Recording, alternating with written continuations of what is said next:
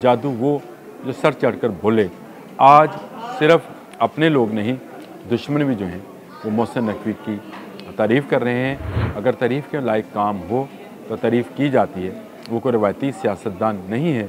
एक media house का मालिक जब आया और आकर छा गया तो लोगों को अब ऐसा लगता है कि जैसे पाकिस्तान में असल हुकूमत सैयद मोहसिन रज़ा नकवी की है। कोई एक मामला बताएं जो असम्बली में पेश हुआ, कोई कानून बनना है, कोई अभी शरीयत वो जो बिल आर्डिनेंस बिल था जिसमें मदरसों का मामला था वो हो, तो सारे मामले को हल करने के लिए आपको फ्रंट फुट पर अगर कोई बंदा खेलता हुआ नज़र आया तो वो सैयद मोहसिन रज़ा नकवी था।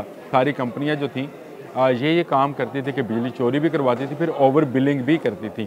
तो उस सिलसिले में 6.5 अरब सिर्फ लेस्को का सैयद मोहसिन रज़ा नकवी की काविश से बचा।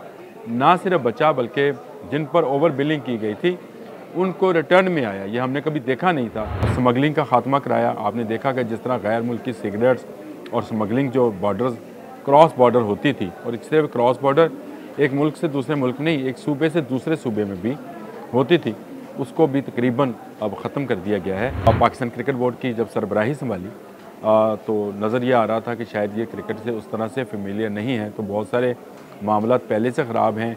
टीम के अंदर ग्रुप बंदी है। पाकिस्तान को चैम्पियंस ट्रॉफी का इनकाद कराना है। हमारे स्टेडियम्स अपग्रेड नहीं हुए। आज भारत के चैनल्स, भारत के स्पोर्ट्स क्रिटिक्स जो हैं इस बात पर वेवेला कर रहे हैं कि सैयद मोहसिन रज़ा नकवी ने मोदी सरकार को पछाड़ दिया है। बिस्मिल्लाहिर्रहमानिर्रहीम। बोलते कालम के साथ मैं आमिर रज़ा खान। और मुनीर नियाज़ी का एक शेर बार बार मेरे जहन में आ रहा है कि मुनीर, इस मुल्क पर असेब का साया है या क्या है कि हरकत तेज़ तर है और सफ़र आहिस्ता आहिस्ता। यही असेब का साया था। आज से अगर आप 2 साल पीछे चले जाएं तो लगता यूँ था कि पाकिस्तान की इकॉनमी डूब रही है, पाकिस्तान दुनिया के पसमानदा तरीन ममालिक में शामिल हो रहा है, पाकिस्तान के लोगों को यहाँ रहने के लिए, यहाँ काम करने के लिए, कारोबार करने के लिए कुछ नज़र नहीं आ रहा।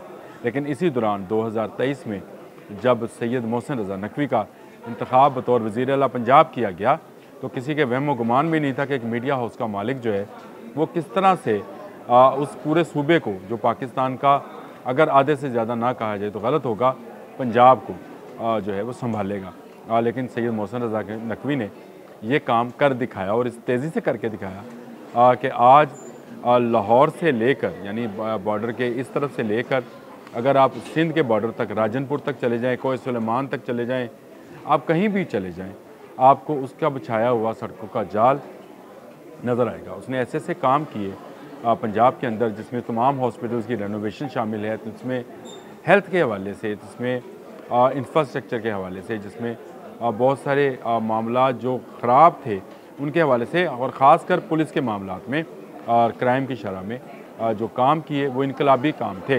यही सैयद मोहसिन रज़ा नकवी जब नई गवर्नमेंट आती है तो उनको वज़ीर दाखिला बना दिया जाता है। और ये एक मुश्किल टास्क था, और इसलिए भी मुश्किल टास्क था कि पाकिस्तान में अमन व अमान की सूरत हाल को कंट्रोल करना बड़ा मुश्किल नज़र आता है। लेकिन फिर क्या हुआ कि इस जादूगर का जादू सर चढ़कर बोलने लगा।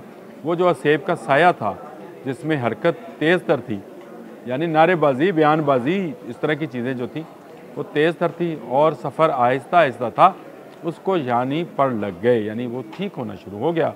और आपको पता है कि किस असेब का साया था और कौन सा काला जादू था जो इस मुल्क पर किया गया था। उस काले जादू और जादूगरनी और जादू के जो मामला थे वो इस वक्त मेरे मौजूद बहस नहीं है। मेरे लिए मोहसिन नकवी पर बोलना इसलिए भी मुश्किल है कि मेरा और उनका 18 साल का ताल्लुक़ है। 18 साल से हम उनको देख रहे हैं, और मैं तो कभी कभी मजाक में कहता हूँ भुगत भी रहे हैं कि जिस तेज़ी से वो काम करते हैं वो किसी आम इंसान के बस की बात नहीं होती है। और जब वज़ीर दाखिला बने तो एक मुश्किल टास्क उनको मिला, और वो अमन व अमान का था। फितना अल ख़वारिज अपने अरूज पर था, और इसी तरह सियासी तौर पर भी मुल्क में इंतशारी गिरोह बहुत ज़्यादा मुतहर्रिक था, और इसमें पाकिस्तान में सरमायाकारी मुश्किल लग रही थी। लग रहा था कि दोस्त ममालिक जो सरमायाकारी करना भी चाहते हैं वो पाकिस्तान के हालात देख कर यहाँ सरमायाकारी नहीं करेंगे। बार बार इस्लामाबाद पर चढ़ाई की बातें की जा रही थी, खान को रहा करो नहीं तो मुल्क नहीं, इस तरह की बातें जो हैं वो सुनने में आ रही थी। लेकिन सैयद मोहसिन रज़ा नकवी ने ये सारे मामलात को इस खूबसूरती से हैंडल किया कि कोई इस्लामाबाद भी आया तो जब वापस गया तो भागता हुआ, दौड़ता हुआ वापस गया, चलता हुआ वापस अपने कदमों पर नहीं जा सका। कोई गायब हो गया, कोई भाग गया और ख़ुद में वो लड़ते रहे कि तुम पहले भागे थे कि मैं, यानी वो भागने में जो सब्र था वो उन पर लागू होता है। इसी तरह बैरून मुल्क के दौरे किए सैयद मोहसिन रज़ा नकवी ने और बहुत सारे ममालिक से जिनके साथ हमारे पहले भी दोस्ताना मरासिम थे और मज़ीद दोस्ताना मरासिम को गहरा किया। यहाँ पर फैसिलिटेशन की बात की जाए तो FIA को मुतहर्रिक किया और अरबों रुपए की बिजली चोरी पकड़ी। जी हाँ, ये पहले आपकी जो कंपनियाँ थी, लेस्को, मैपको, फेपको, हैपको, ये सारी कंपनियाँ जो थीं ये काम करती थी कि बिजली चोरी भी करवाती थी, फिर ओवर बिलिंग भी करती थी। तो उस सिलसिले में 6.5 अरब सिर्फ लेस्को का सैयद मोहसिन रज़ा नकवी की काविश से बचा। ना सिर्फ बचा बल्कि जिन पर ओवर बिलिंग की गई थी उनको रिटर्न में आया। ये हमने कभी देखा नहीं था कि हमारे बिलों में चोरी शुदा यूनिट जो थे, जो लेस्को वाले खा जाते थे, वो वापस आए हों। लेकिन हम उसके ख़ुद इस बात के आई विटनेस कहना चाहिए कि हैं कि वो बिल वापस हुए। पासपोर्ट ऑफिस की तरफ गए तो पासपोर्ट ऑफिस से जो एजेंट माफिया, आप कभी पासपोर्ट बनवाने जाएं, मैं गया था तो मुझे ख़ुद एक एजेंट की जो है सहूलत हासिल करना पड़ी थी, क्योंकि उसके बगैर आप उन लाइन्स में उन लोगों को, वो आपको एंटरटेन ही नहीं करते हैं और आपके घंटों ज़ाया होते हैं। लेकिन एजेंट माफिया से आप मिलें, वो रखे इसीलिए जाते हैं कि यहाँ हम लेट कराएँगे, आप बंदा लेकर आएँगे, 1000, 2000, 3000 जितना पैसे हैं वो देंगे। वहाँ से पाक किया। इसके बाद नादरा की तरफ आ गए। अब ये सारे महकमा दाखिला के मामला थे। नादरा में भी फैसिलिटेशन सेंटर्स जो हैं, कराची से लेकर पेशावर तक, वो कहते हैं खैबर से कराची तक पूरा पाकिस्तान है, तो पूरे पाकिस्तान में नादरा फैसिलिटेशन सेंटर्स जो हैं वो बना दिए। इंफ्रास्ट्रक्चर की बात की जाए तो लाहौर का, तो पंजाब का मैंने आपको पहले जिक्र कर दिया। इस्लामाबाद में जहाँ पर असेब का असल साया है था, यानी अब तो वो निकल गया, इस जादूगर ने निकाल दिया उस असेब का साया, वो सारा ख़त्म हो गया। 45 दिन में एक अंडरपास कंप्लीट हो जाता है। किसी के वहम गुमान में भी नहीं था, लेकिन हमें ये पता था, हमें ये अंदाज़ा था कि हमारा यहाँ 1 किलोमीटर लंबा पाकिस्तान का सबसे बड़ा फ़्लाईओवर जो है अकबर चौक फ़्लाईओवर कहलाता है, ये वो 100 दिन में मुकम्मल हो गया। तो ये तो 45 दिन में अंडरपास बना।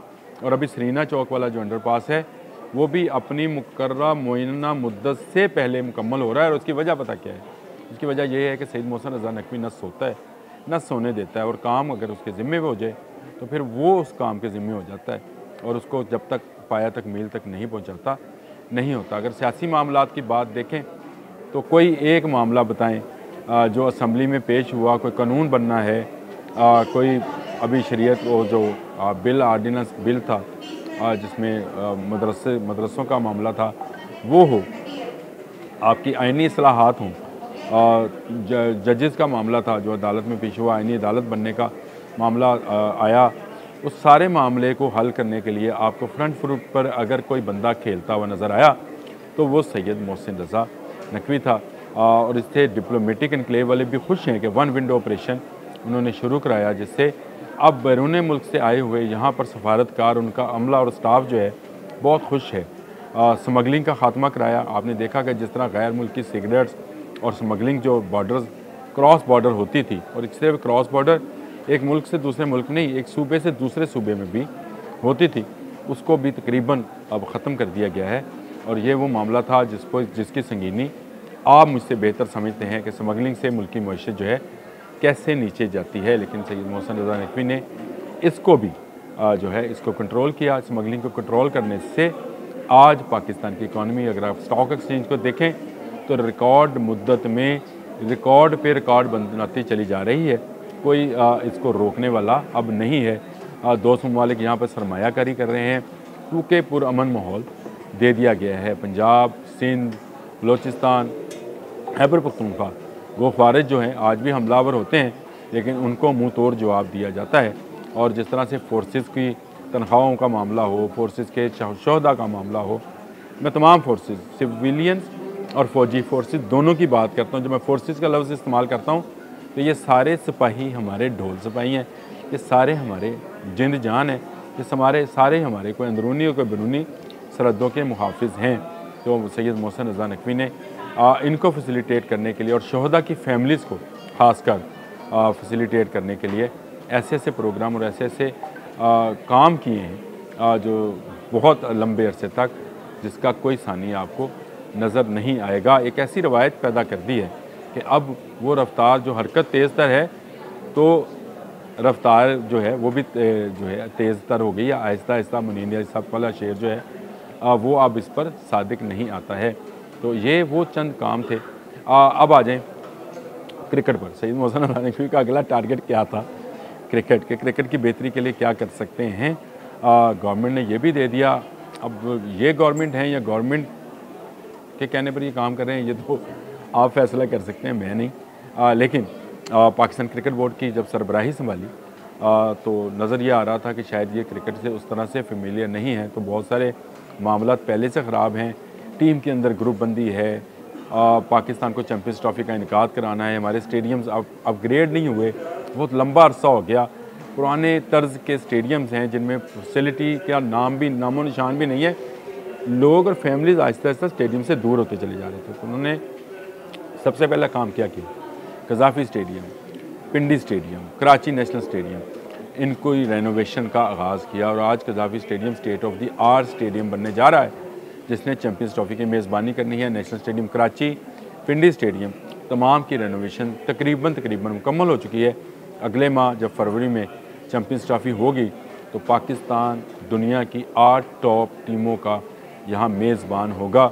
गो भारत जो है वो नहीं आएगा, भारत के मैचेस दुबई में होंगे। लेकिन आज भारत के चैनल्स, भारत के स्पोर्ट्स क्रिटिक्स जो हैं इस बात पर वेवेला कर रहे हैं कि सईद मोहसिन रज़ा नकवी ने मोदी सरकार को पछाड़ दिया है। यानी पछाड़ना कहते हैं गिराने को, गिरा दिया है। मोदी सरकार जो ये समझती थी कि क्रिकेट में वो सुपर पावर हैं, उनकी सुपर पावरी सारी ख़त्म कर दी। और ये पहली मरतबा हुआ कि भारत को मुआहदा करना पड़ा कि अगर वो पाकिस्तान नहीं आएंगे तो पाकिस्तान भी भारत नहीं जाएगा और अगले 3 साल के लिए नहीं जाएगा। जिसमें T20 वर्ल्ड कप भी आना है, उसके मैचेस भी जो हैं हाइब्रिड बुनियाद पर होंगे। ये कभी भारत ने सोचा भी नहीं था और मोहसिन नकवी ने इसको भी सच कर दिखाया। मैंने आपको अपने व्लॉग के शुरू में कहा था कि जादू वो जो सर चढ़कर बोले। आज सिर्फ अपने लोग नहीं, दुश्मन भी जो हैं वो मोहसिन नकवी की तारीफ़ कर रहे हैं। अगर तारीफ़ के लायक काम हो तो तारीफ़ की जाती है। वो कोई रवायती सियासतदान नहीं है। एक मीडिया हाउस का मालिक जब आया और आकर छा गया तो लोगों को अब ऐसा लगता है कि जैसे पाकिस्तान में असल हुकूमत सईद मोहसिन रज़ा नकवी की है। आज के लिए इतना ही। अल्लाह।